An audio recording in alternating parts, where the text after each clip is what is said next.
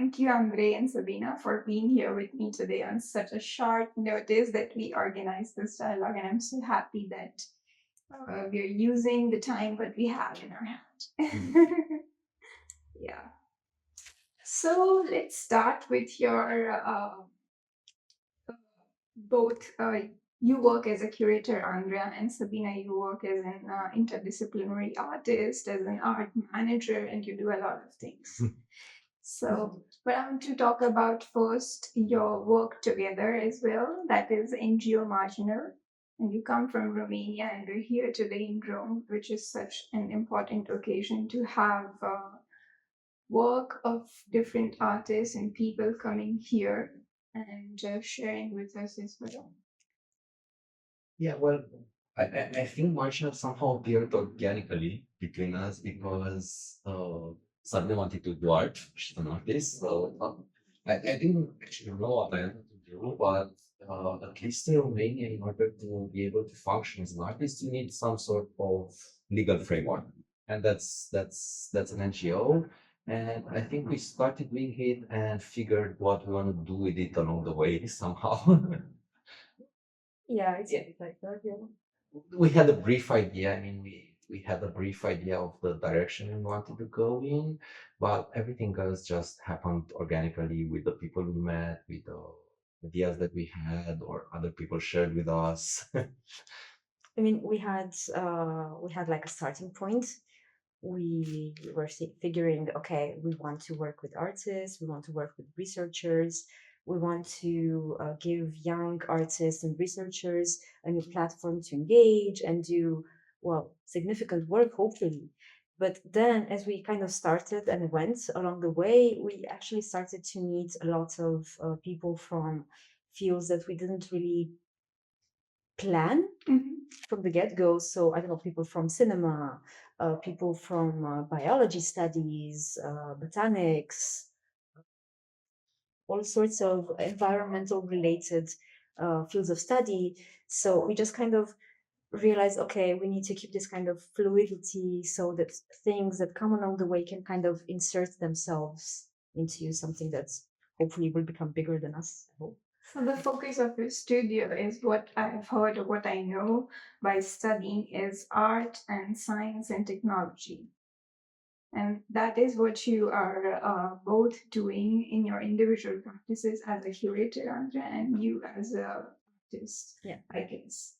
And because we're talking about these terms, and we had a small discussion about these terminology that we use in art, which is, how we define them and how they have changed or reformed in contemporary time. So let's talk about that a little bit.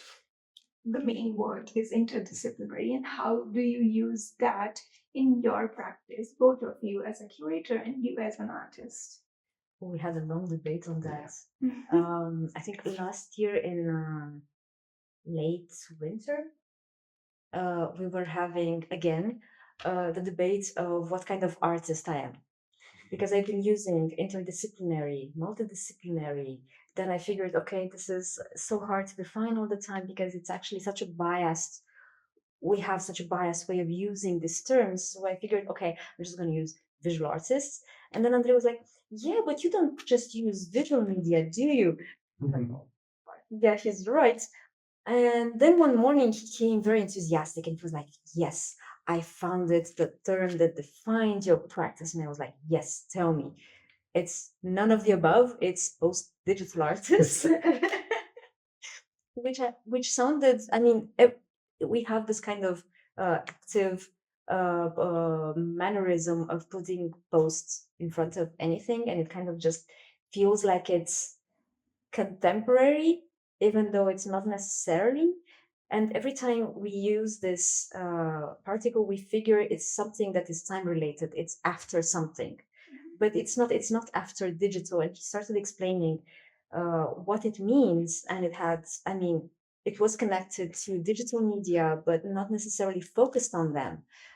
It's connected to older technology without focusing on those either, but it always had this very important component of kind of integrating the audience in a more active role than we as artists usually give them. I'm going to let you explain better than I just did. But this is also part of what we do, both as artists and curator and as NGO / collective. We want to, besides bringing artists and researchers and stuff, we also want to have a public voice that is active, because sometimes we live in bubbles. And we figure that we do this really significant work that matters, but sometimes it's not obvious that it doesn't.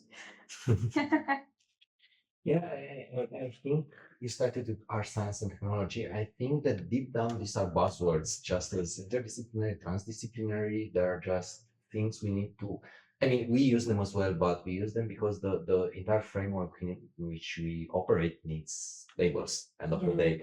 And needs a certain system. Yeah, needs a certain system to classify. Oh, you're that kind of artist. Now I know how to talk to you. You do paintings, you're a multimedia artist, you're interdisciplinary, you're an NGO that does art and science. Okay, now we can talk.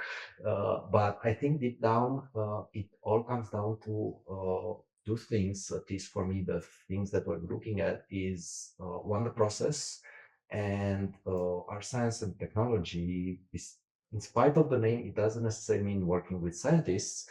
It just means having a clear research method behind every project that you do as an artist, as an NGO, as a curator, from the research question to the methodology you develop, to the way you document each stage throughout this process, and the final outcome. And the second, talking about final outcome, the second important thing that I think that it defines this area that we're trying to operate in is the relationship you have with the public. Because one of my personal frustrations that sort of leads the way I work with is this kind of works that you put in a gallery in a white cube setting, and you have a label next to them, and then comes in the public. And when I'm saying public, I certainly refer to other artists or curators or people in the know. But when I say public, I think like people from the street. I think like regular persons who want to find out more about art. I am thinking usually about my 70-year-old mother, what she would say when she would come in.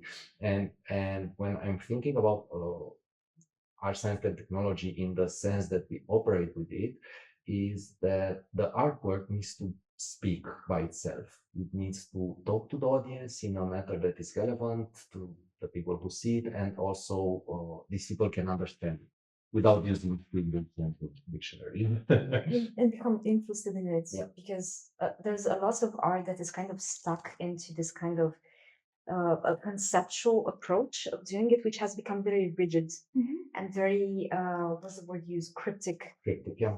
It's very cryptic. You come and have this very beautiful, simple work. It gives you this aesthetical, satisfaction, fine. But beyond this, most people I've ever talked to in an exhibition, they wanted to know not necessarily what they're looking at, but what are the implications, why does an artist choose this or this or this. They're always very willing to have a dialogue with you to understand what the work is about. And if this can have some sort of implication in their lives, which should be something that we should be interested in when we do art. We're kind of used to, when I was a student, the school I've had was traditional, but also kind of in love with the whole conceptual ideology. So you would have like this abstract painting that looked beautiful. And when you would have someone who tells you, can you explain what I'm looking at? You'd be like, if I have to explain it, then it doesn't make sense, does it? And it doesn't make sense because you're unable to explain it, because it's probably something that came from I don't know, an emotional process, which is perfectly valid. But as an artist, you have to also kind of acknowledge that and explain that. Oh, it is a work where I express this, I don't know, emotional state that I was experiencing during I don't know what, which is perfectly valid, and it's actually very relatable to most people.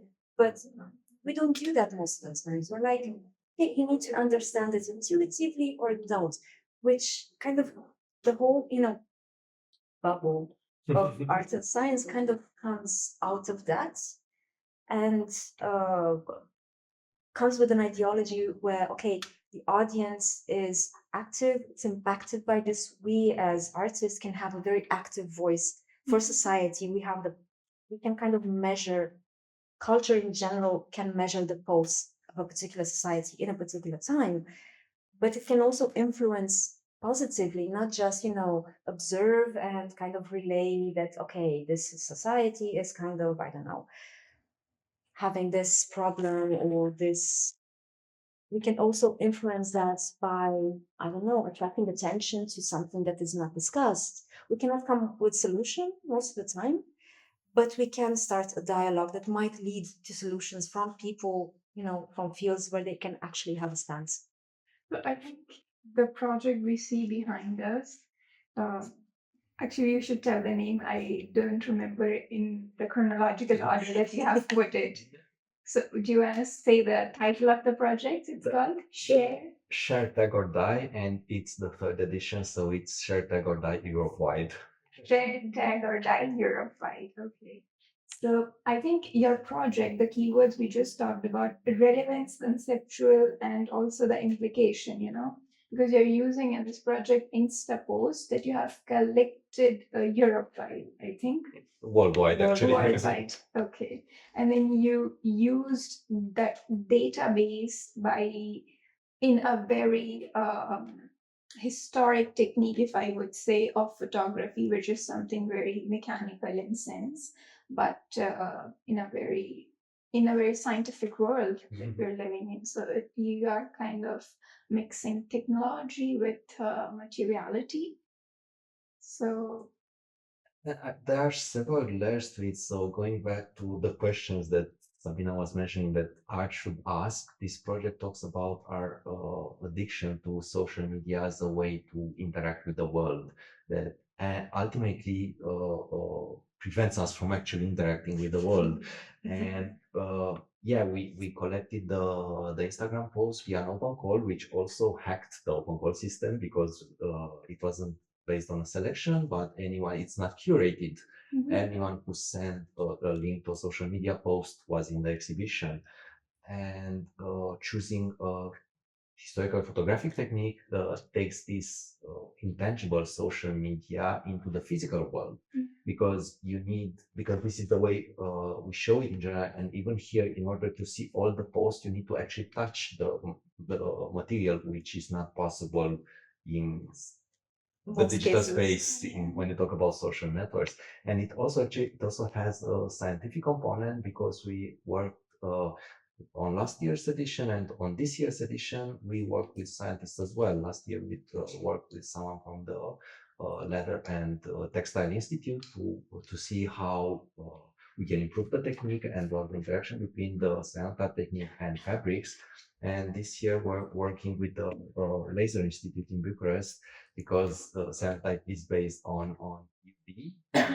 There are UV lasers, and we want to deepen the understanding of the process of imprinting through UV light. To make images. A digital printer for a historical. Yeah, ultimately would be the research to see if we could create or what would be needed to create a digital printer. You also work with experimental photography, right, Sabina? Okay. And I remember your project where you have used holographic technique, right? And you've used plexiglass and pieces of plexi and then glass, and there's several layers, which is actually not an actual image, but is kind of the reflected light. It's the holographic technique. Do you define on that project, and how did you actually start to use the holograph technique in that project? I'm going to take it from the end of the question first, beginning. I've been reading a lot about photography. There is such I have a great fascination for kind of how it evolved and all the iterations it went through. And at some point, I came across this book on the history of color photography. And in late 19th century, so the photography was already established. we had glass plates, people doing photography, and it was already kind of slowly making its way into being recognized as an art field. But there was no color in it, unless it was like hand colored or something like that. So this was like the new challenge of photography, how to make a color photograph. And everyone was, trying with pigments and starches and all kinds of things. And this scientist comes along, and he's a physician, so he works with optics and light theory. And he was just kind of scratching his head and wondering, why doesn't anyone work with the actual processes of light, which are essential to photography? And he came up with technique to use a black and white emulsion to record a color plate, which he did using a light phenomenon called diffraction and interference. So basically, he used a black and white technology and recorded the most faithful chromatic plate to this day. He won the Nobel Prize and was forgotten completely because it was so incredibly laborious and very complicated to make. Then, 80 years later, the laser comes along. And a few years before the laser comes along, there was a scientist who was trying to fix a microscope and just kind of by mistake ended up with the first hologram. And then a Russian guy comes and pieces everything together. So, okay, this Hungarian guy was trying to fix the microscope using mercury light, which is like this. Okay, and this guy, okay, let's put this together and see what happens. And he actually got the first like proper hologram, which is basically it's a field very much related to photography. The process is very similar. The emulsion is very similar. It's silver gelatin based. Mm-hmm. But it's made with a laser as a light source. And the laser has only one frequency of light. It's very precise. You don't have like in the case of cyanotype, which is sensitive from 300 to 400 nanometers. This is sensitive to 633 nanometers. It's very precise. But he got basically a glass plate with like a layer of gelatin, and this thing, this two-dimensional support, basically recorded the interference of the light that was reflected from an object, and basically recorded the three-dimensional information of the object onto this glass plate. And you could basically take this like a window and just move it, and the object would move. The perspective you see the object changes based on this. So it's very uncanny when you see it, because you feel like, okay, when I'm going to do this, the object is going to go into perspective. Mm-hmm. But it doesn't. It's like it's moving. Yeah. And you're like this, and it just keeps on moving. And if you cut it in half, you get two windows towards the same object. It's like you duplicate the object, which is, I mean, every time you add something, it's more strange. So I was reading about this, and I was like, how did I not know about this? How did I not try this already? No, I need to try this. And this way I realized that this has become, I went to the same laser institute that Andrei was talking about, and I just kind of went to the researchers there, and I was like, okay, you guys work with lasers, holography is made with lasers, we need to do holography together. They're like, yeah, well, actually, this kind of holography, like silver-based analog, the holography that you want is for us like an obsolete technology, but sure, let's try. And then we started trying, and they became like little kids, very excited, and we started trying out things. And it's very beautiful what you can do with it, because it's very confining, in fact.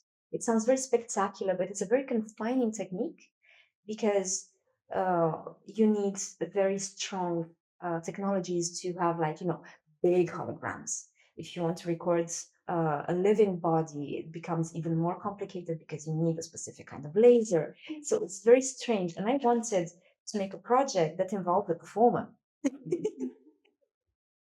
That involved It involves a performer, someone who was a choreographer, so Yeah. someone who's working with the body. And what we initially wanted was to kind of work with, doubles, her, physical body and her phantomatic double, like a very simple idea that what we started from. And then we kept on talking with the scientists, and we started talking about, with Vlad, who was trying to explain these, like the most basic concepts from quantum physics. And we realized that what we were thinking about is new, we're going to throw this out, and we're going to start working with the actual medium. So we ended up working a lot with darkness, and we made basically very small holograms that just had the same object in very similar positions. So you had like this never-ending repetition of an object that wasn't very clear what it was. And you would have, and basically the public became the performer. This was one of the switches that happened in the project, because they didn't know what they were looking at. When you tell someone, oh, this project involves holography, they will think of Star Trek, think of Star Wars, they will think of Pepper's Ghost, they will think of entirely different technologies, in fact. And every time they were like, because you need a very particular angle to actually see the hologram. Otherwise, it's just an empty glass. It's just like a plate where you can see anything else. It's just a window. And when you reach the right position, you can actually see that something is going on. But these were modules with multiple holograms. So by the time you kind of figured what to do with one, everything else would move at the corner of your eye, because the light didn't fall the same way on everything. And everyone was just kind of like discontinuously finding the right position. Yes.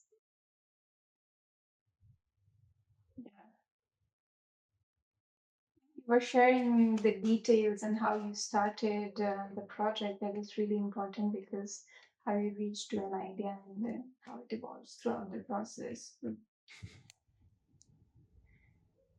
The next thing I would like to talk about is we were already talking about it before, off camera, let's say, that you made a commitment before starting, let's say, working together, or before starting your NGO, that you want to live off the art. So how is that going, or how do you make it happen? Work on it.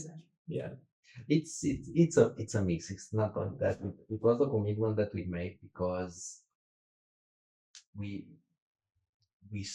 we believe in the importance of art, and we believe that art can have an active role in society, in bettering society, modeling society. And while art has this central role in the world that we live in, most times, especially for younger artists, you get really well established. But when you start out, usually it's like seen as a hobby. You do art, then you have this hobby, you have a serious job, and then you have your hobby doing art in the evening. And this way, art cannot evolve, and art cannot fulfill its role, basically.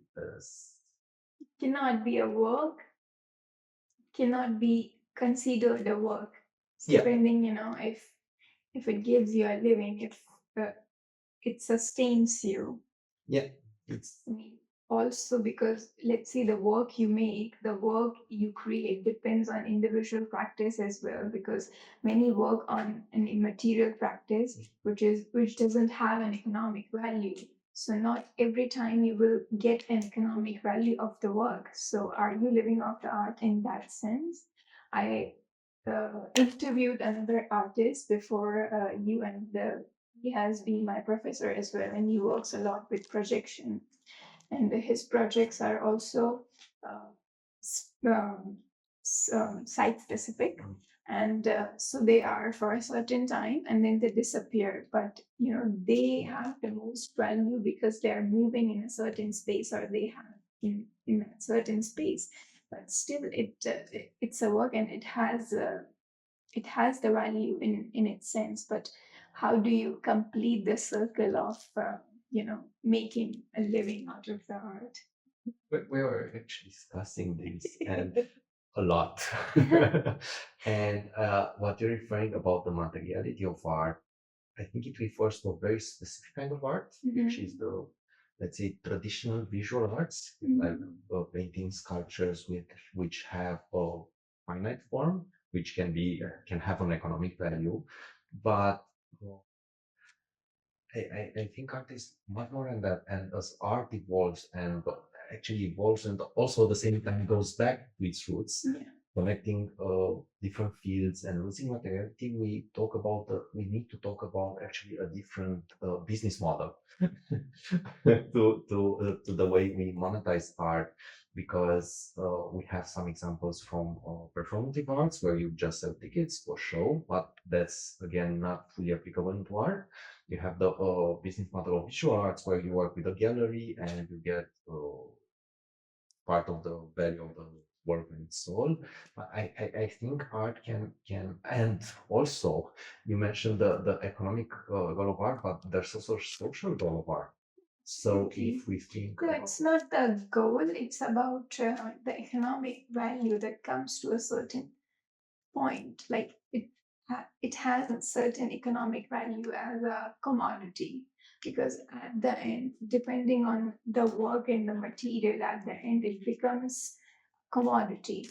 But that only applies to object-based art, yeah. When you have, like you gave the example of your teacher, when you have site-specific works that are immaterial, or in his case, you have, he mentioned, the social implications of art, where you have, I don't know, you have time-based media and you have performances with participating audiences that are only then and there, in which case the work is not, something that is objectual. It's like a set of instructions or a context that you can actually, sometimes you can even externalize and kind of multiply this model of public interaction that is, with an artistic implication that is authored by an artist or a team of artists and other people.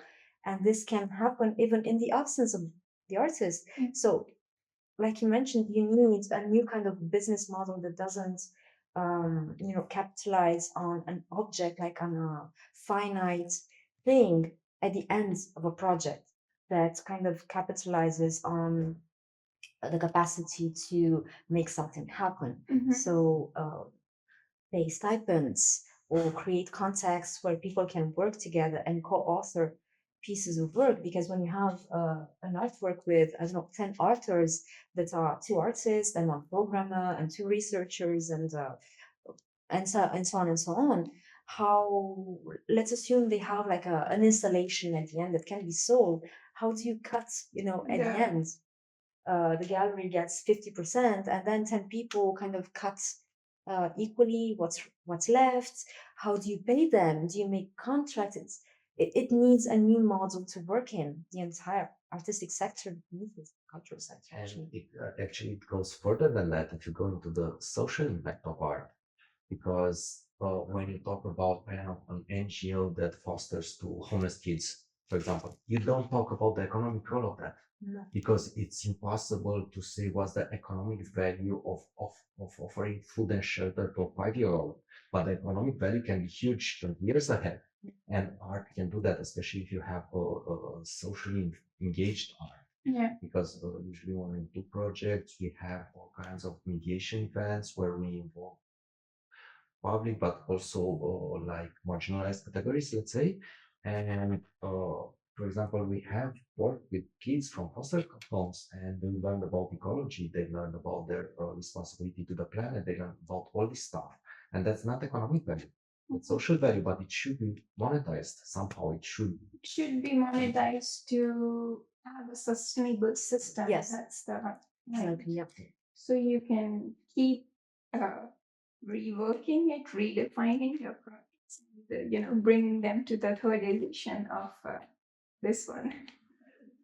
So yeah, I think going back to your question, how is living off art working out? I think we're surviving off art up to now, but we're optimistic that if we talk loudly enough and often enough about why we want to do this, some things will eventually change. Yeah. They should change. Slowly. It will.